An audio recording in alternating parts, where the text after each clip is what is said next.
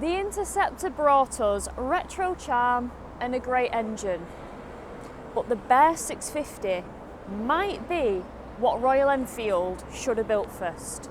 Tougher suspension, Scrambler looks, and a much needed front end upgrade. I'm Usernamekate and I'm really excited to ride the Bear 650, so let's get on with it.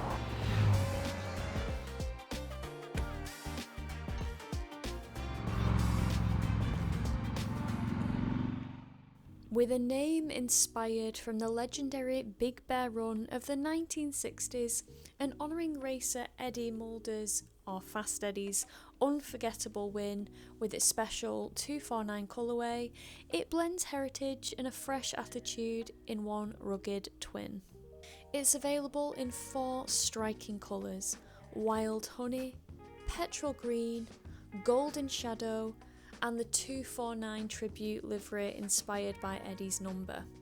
If you're American, you even get the retro looking option of Boardwalk White. Underneath sits a tried and tested 648cc air and oil cooled parallel twin, the same core platform found in the Interceptor, Continental GT, Shotgun, Super Meteor and classic 650 models. Suspension is handled by beefy 43mm Showa upside down forks up front with 130mm of travel and twin Showa shocks at the rear with preload adjustment, offering firm, purposeful support for both roads and light trails. Braking comes via a 2-piston bi-brake caliper biting on a 320mm front disc. At the rear we have a single piston caliper on a 270mm disc, both backed by dual channel ABS with a switch off option on the rear. It rolls in at 214 kilograms wet with a seat height of 830mm, striking a nice balance of accessibility and presence, and with a 13.7 litre tank and a very frugal engine, it's built for longer runs and should be quite economical. Right, let's get to the ride. Well, hello. I am on Royal Enfield's Bear 650. I know, overdue. I'm pretty bad at this when we get like brand new sexy models to market. I'm oftentimes quite slow on the old uptake on the review front. So I apologise, but hopefully I'll be able to make it up to you guys with an in-depth, or as in-depth as I can provide to you guys with a first ride impression. So of course we have that 650 parallel twin, air and oil cooled, producing just over 47 brake horsepower and just over 56 newton meters of torque. Now the Bear is up 8% with the torque because of the 2-into-1 exhaust pipes, which this is the only 650 bike in the range to get that 2-into-1, and that's where you see the performance improvements when it does come to the torque. I think the Interceptor was 52 newton meters of torque, so that is a nice little bump up. So of course one of the things that everyone goes on about with this bike, and everyone naturally compares it to the Interceptor, and I'll be doing a little bit of that, but I will like to kind of ride it in its own right, judge it in its own right as its own machine. So I'll be doing that as well over Rivington. But just from this initial ride to get to where I'm going, I can definitely tell that the suspension is much firmer than on the Interceptor. When I watched my video back from when I took out the Interceptor, one of the things that I mentioned was that the suspension was pretty soft, bordering on wallowy, is what I said. And I can imagine that would be even more exacerbated for heavier riders than myself.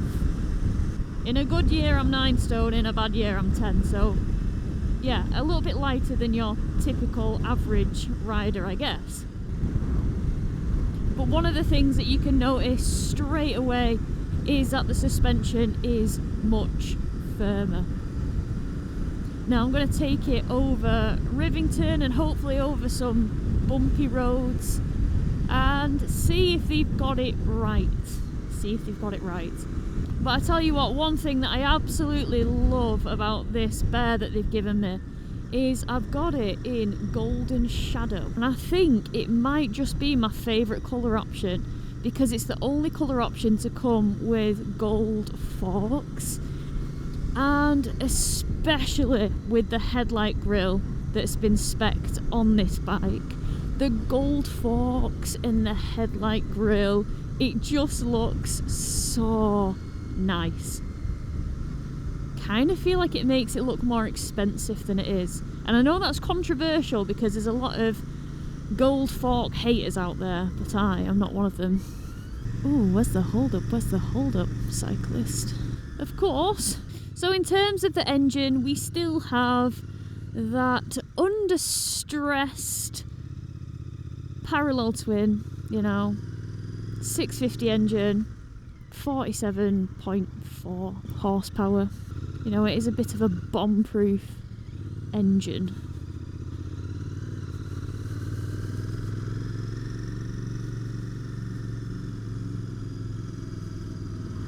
Other things to change, compared to the Interceptor. We've got a 19-inch front on this as opposed to the 18. We've got the opposite of sharper, steeper rake. We've got a more extended rake. And we've got a slightly longer wheelbase. So we'll see how it handles on the road. We've just gone into a national and we're going to give it a little bit of a go. I've never ridden with these tyres before, so this will be a little bit of a trust exercise to a degree.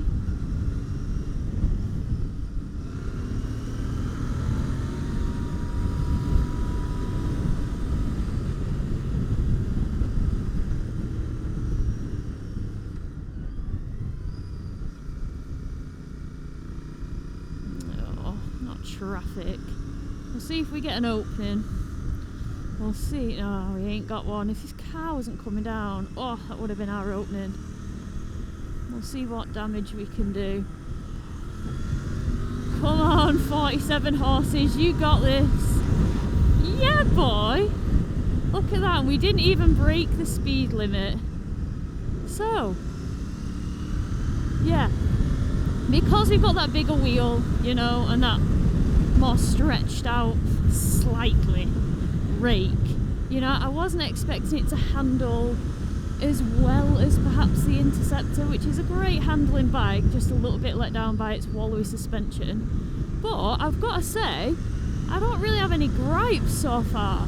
Like, this is actually quite nice. No issues. Yeah, really liking it. The riding position for me, we'll drop a gear, is pretty nice.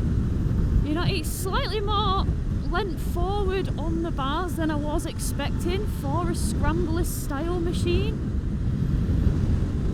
Like, I would have expected to be more upright, but I am a bit more than I was anticipating. It's not necessarily a criticism, but if I'm off-roading, not that I probably would off-road this, but it's designed to do a bit more off-roading, show a bit more capability with its 19-inch front and its disengageable, switchable rear ABS, which is a nice little touch.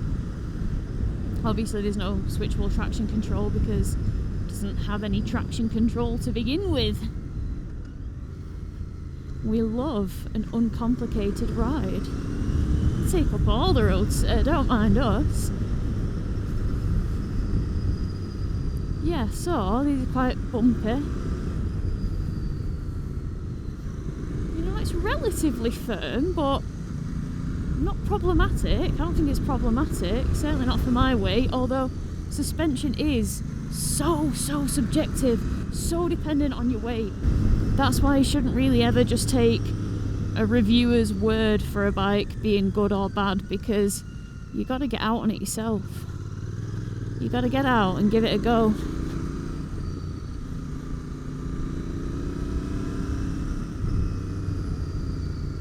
Yeah, maybe we'll go up here.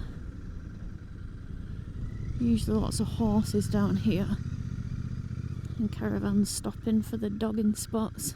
Jesus Christ. Oh, come on. What's he doing? This is an error, I fear. Thank the Lord. Right, we can actually be free. Right, these are quite bumpy roads.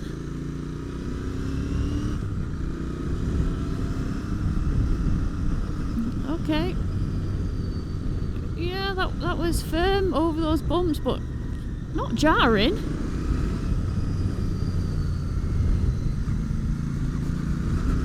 Yeah, I like this suspension personally.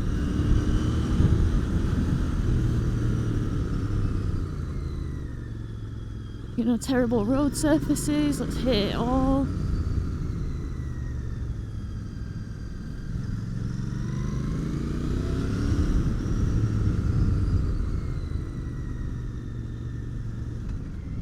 My cameras might be a bit dark here because I've got a ND filter on because I'm trying to make it so that the dash doesn't flicker, because oftentimes with my cameras the dash flickers quite a lot, so I've put it in 50 frame rate, done some things that Google told me to do, so hopefully the picture is alright. But anyway, less about the picture, more about trying to not run over pedestrians and talk about the bear.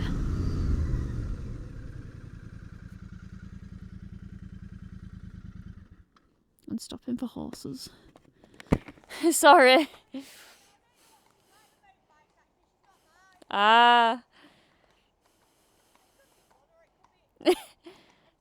Yeah. Well, we won't risk it today. Hey. Yeah, you're welcome, don't worry. Good brakes. The brakes are pretty good then.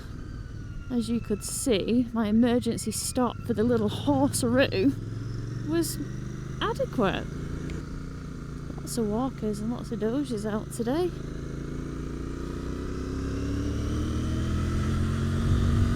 I feel like 47 horsepower is alright for real road riding, particularly in the UK where our speed limit maximum is 70 miles an hour. But yeah, for real world riding, I think it's adequate power. I feel like when you get on one of these bikes, you know, the intention isn't to ride it like a wild, feral, naked bike with copious amounts of horsepower. I feel like Royal Enfield is about the slower pace of life, the more chill pace, the taking in the view pace. I mean, obviously there's lots of you out there that don't mind 47 brake horsepower because there's lots of you riding Royal Enfields. Oh, look at this. This is lovely. What a view today. So we've got the Royal Enfield 4-inch circular TFT display with lots of features and connectivity to their app, which utilises Google Maps if you want the navigation. So it revs to 9 and it's got a gear indicator in the middle which does display a little up arrow when you hit roughly 4,000 revs. I think that's where it's set to. Oh, it's a closed road. I have been down here.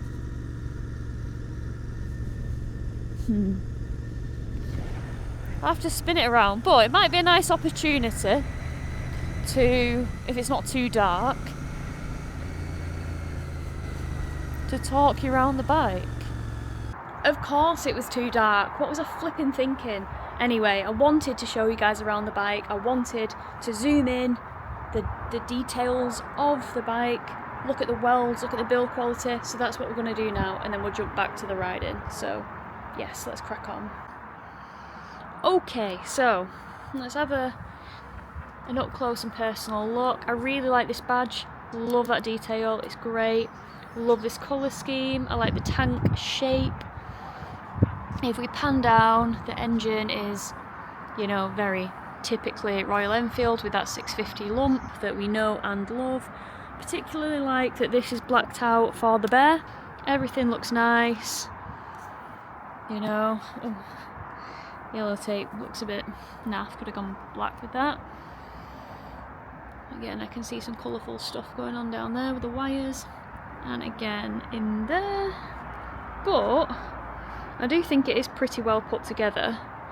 Like if we look at some of the welds, I mean these welds are actually much nicer than on the Honda, on the CV1000R, the Hornet launch that I was on. These welds actually look like time and attention has been given to them, so I like that. I like this number board. At the back we've got a Bibury caliper. Oh, we put some Royal Enfield bobbins on there. Tyres are to mimic the Pirelli Scorpion STRs. If we look at the back, we've got LEDs all around, so we've got visibility, but I do not like these indicators. They're the first things that would have to be made micro for me, because they just stick out so much. I think they would look much better if they weren't so protruding. Love this one because we've got the gold forks. It's the only one with gold forks, as I mentioned. Love this headlight grille. Love this. We've got the oil cooler guard, the bash plate, which these are extras. Got the lovely spoke wheels. I like them a lot. They just look nice, don't they? So this is the signature seat in brown. I don't really know where the brown goes with this bike. Personally, wouldn't have gone with the brown seat, but hey ho. This is nice just for luggage strappability. We like it. Nice little bear there to remind you what you're riding. The dash, I actually really like it. Got Showa suspension, non-adjustable, but much firmer than some of the other Royal Enfield models. Adjustable levers, nice touch, especially if you've got little baby hands like me. If we have a look down here, chain driven. Again, we've got a single disc at the front and another Bibury caliper. 19-inch front. Everything looks pretty well built. Okay, I've shown you what I wanted to show you. Let's get back to the riding.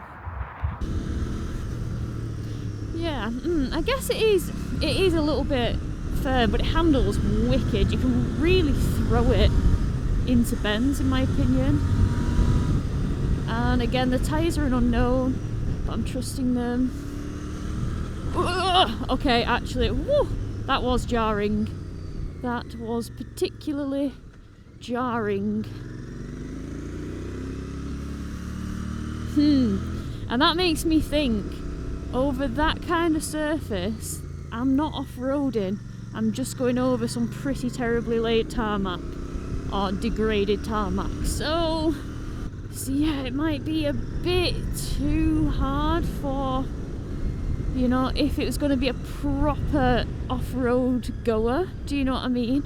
Like, I feel like adjustable suspension could have been good, but it would have whacked the price right up. And I guess if you want to do proper off-roading, Royal Enfield have their Himalayan 450 for that. So, is this more of just like a poser hipster scrambler? I think probably yes. But then again, I can't comment because I haven't actually been off-road on it. Ugh. What a view. But yeah, it feels like it handles really, really nicely, I've got to say. And I don't know, those upside down forks, you do just feel a bit more stable with it. It does give the feeling of a more planted bike.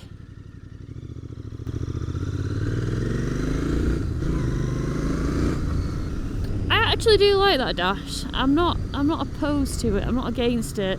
I like the font. I like the layout. Yeah, I think it's quite nice.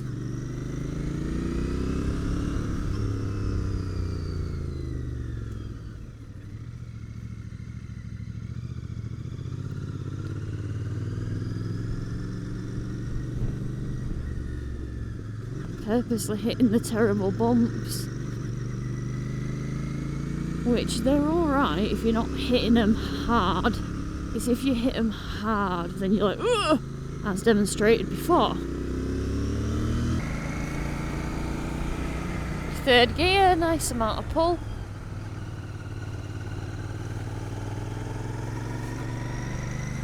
Then we'll go back over the tops because it's fun.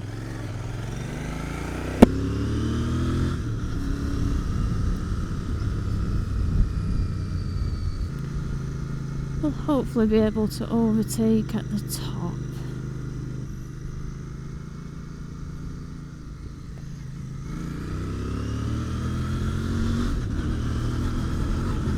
Oh, it's quite bumpy. Bumpy, bumpy.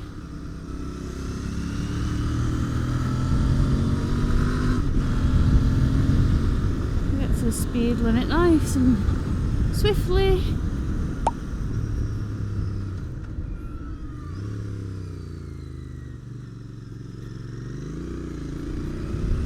Good amount of pull up the hills.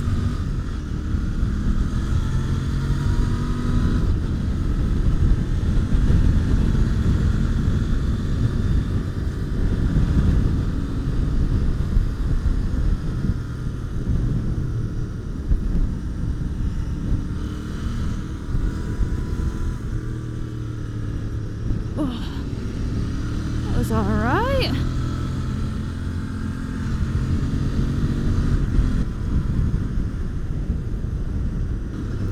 Okay, so yeah, it handles quite nicely.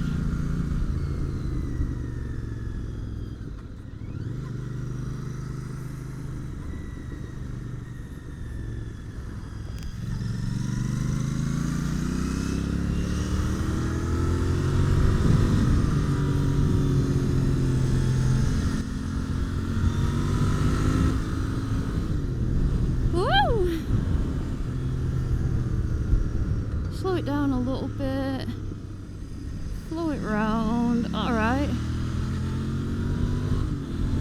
Yeah, it's definitely one of Royal Enfield's, you know, more sure-footed bikes.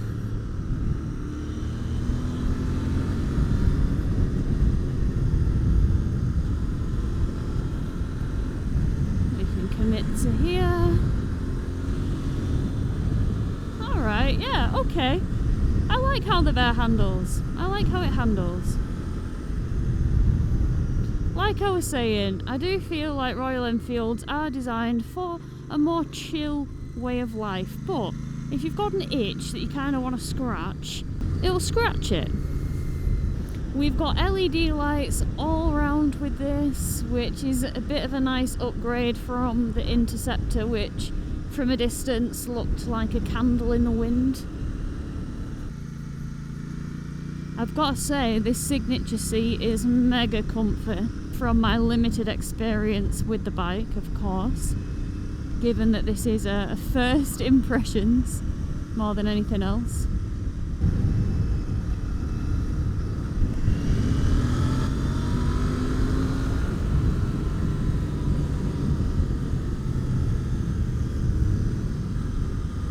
Oh, that's a nice bend when you can get it right.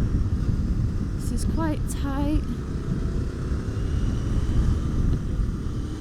Lovely job. Alright. Okay, Bear. Okay, Bear 650. I see you.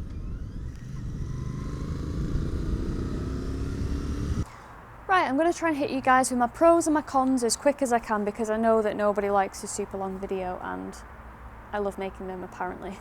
So my first pro is I feel like Royal Enfield have listened to what the consumer has asked for.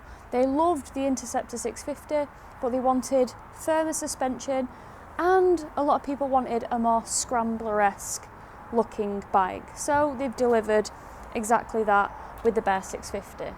Another pro for me, it's pretty as heck. Just look at it. I think how it's put together is lovely. Everything is just great quality, and not even for the price.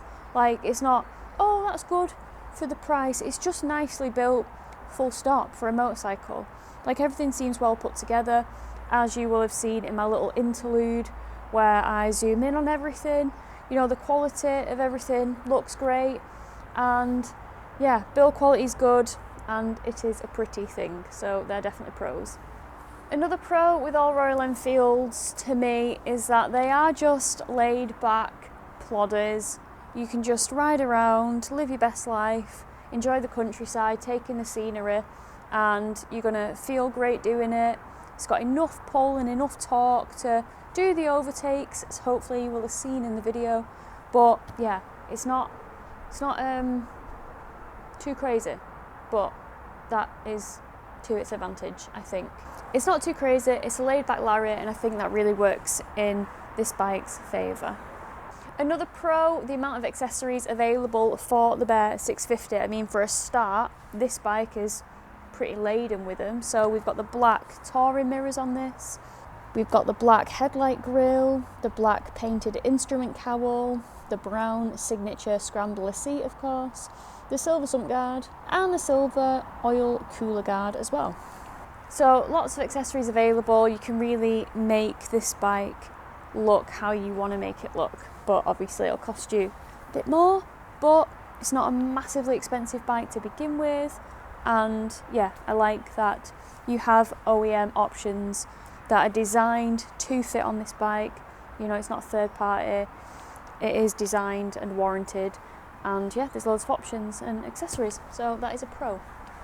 And then finally, another pro is I like that it's modern enough without taking away from the bike.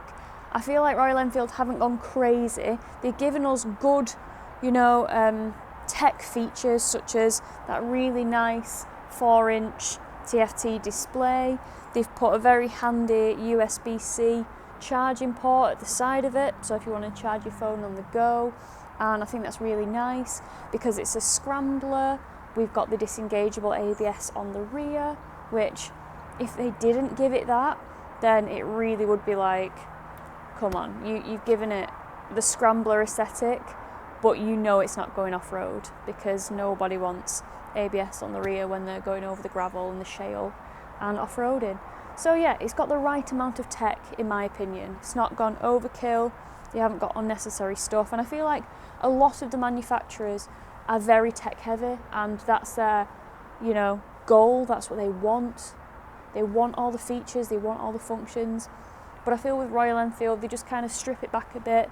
They give you the helpful stuff and what you need, but it is quite a raw, back to basic, you know, bare bones riding experience. And I think that appeals to a lot of bikers, particularly older ones that weren't raised on all this crazy tech, and they don't want it. They don't want it. So yeah, that is definitely a plus for Royal Enfield in general and on the Mighty Bear. So if we're moving on to cons, I will say for the little limbed humans like myself, the inseam deficient, I know you're out there, you are my brethren, this is one of the taller of the range, the 650 platform.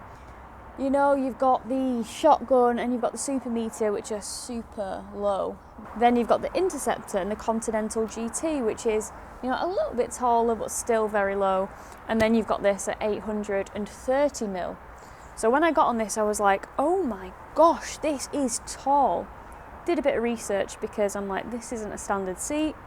Found out that this signature seat in the brown adds 15mm. So in fact, this bike now has a seat height of 845mm.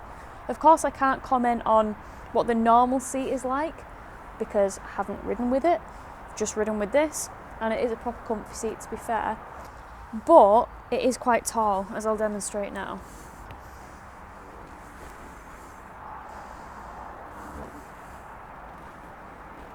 So, whilst I'm sat on this bike, I'm going to demonstrate another con that I've found.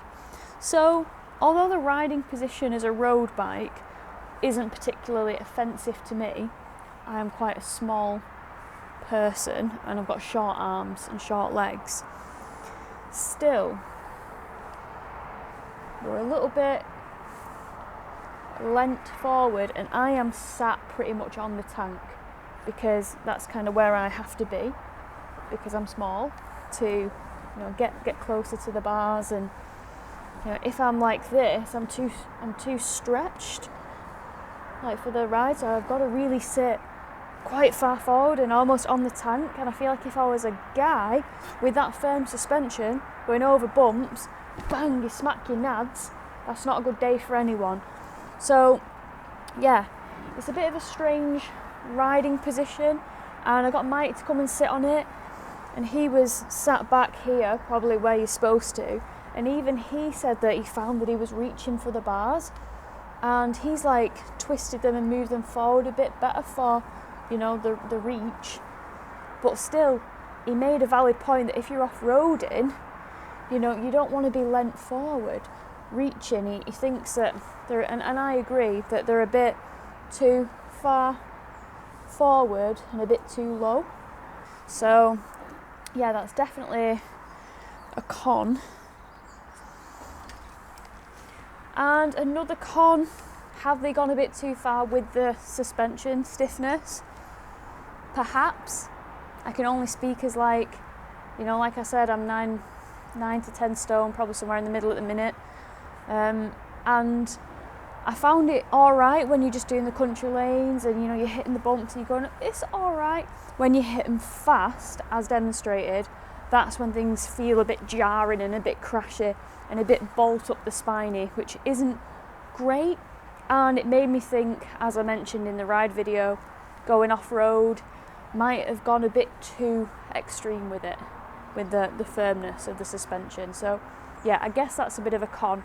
But again, you really got to test ride it, because I'm probably not your weight and suspension is subjective, and if you aren't, you're in a national and you're not bothered about doing your 60 mile an hour, your 66 mile an hour, if you're happy to poot along at 40, 45 mile an hour, 50 mile an hour even, you're not, gunning it, you're just blissfully bobbing along, then the suspension may well be fine.